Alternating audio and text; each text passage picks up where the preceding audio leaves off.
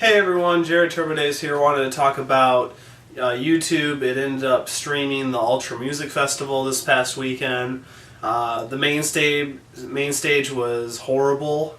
There was Afrojack, which I thought he was going to be better than what I've heard about him, and I think his productions are pretty decent. But it was really mainstream. The whole stage was. Justice performed, and they still play the same tracks from their 2007 album.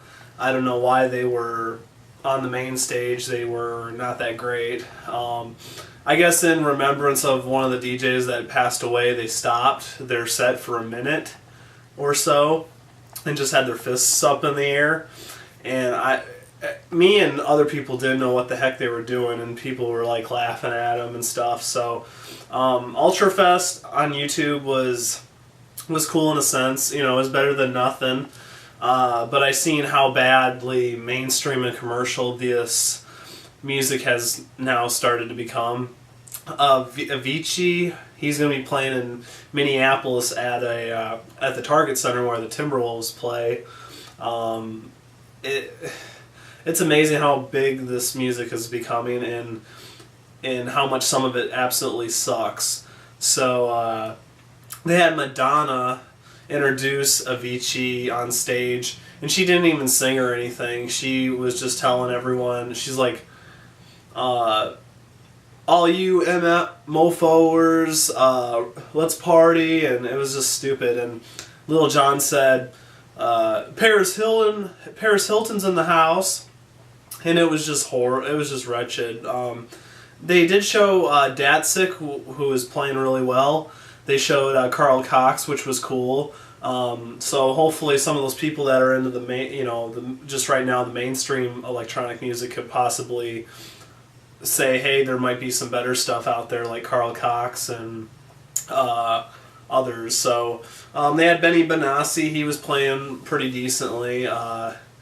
Myself, I personally just can't stand electronic music with lots of vocals, and a lot of those vocals have a lot of swearing in them, and I think it just defeats the purpose. It kind of ruins the vibe when you have to swear to get your point across. That's just my full philosophy in general.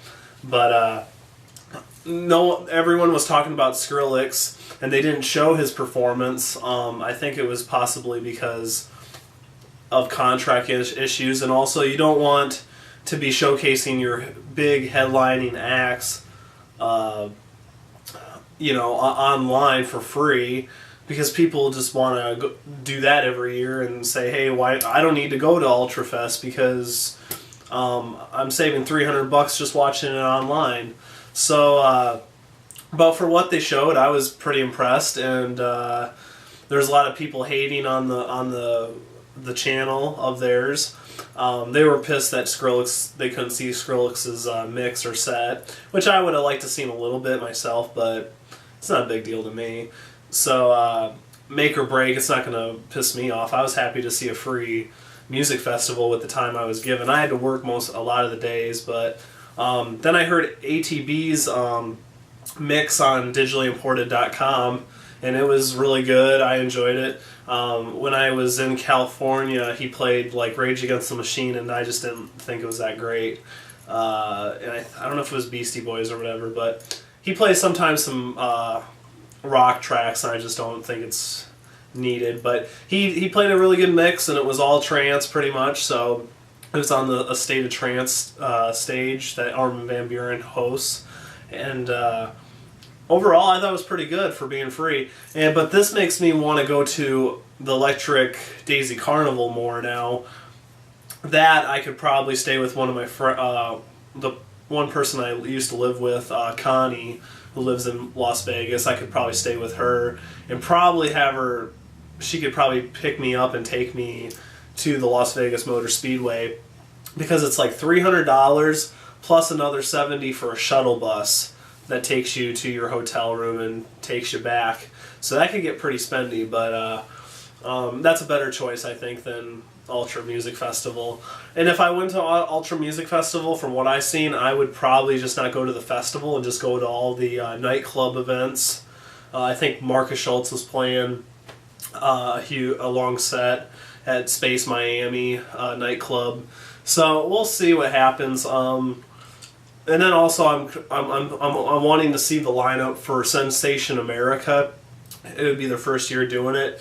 From the other countries I've seen, it doesn't look that fantastic besides the production and the stage setup. Like I know EDC.